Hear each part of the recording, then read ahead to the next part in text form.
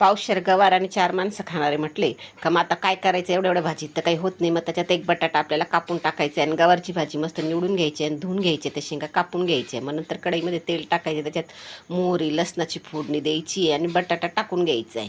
मग बटाटा थोडासा 1 ते 2 मिनटं चांगला परतून घ्यायचा आहे आपल्याला, म्हणजे बटाटा शिजायला वेळ लागतो, गवार पटकन शिजते. नंतर बटाटा परतल्यानंतर आपल्याला गवार टाकून घ्यायची, ती पण चांगली परतवून घ्यायची.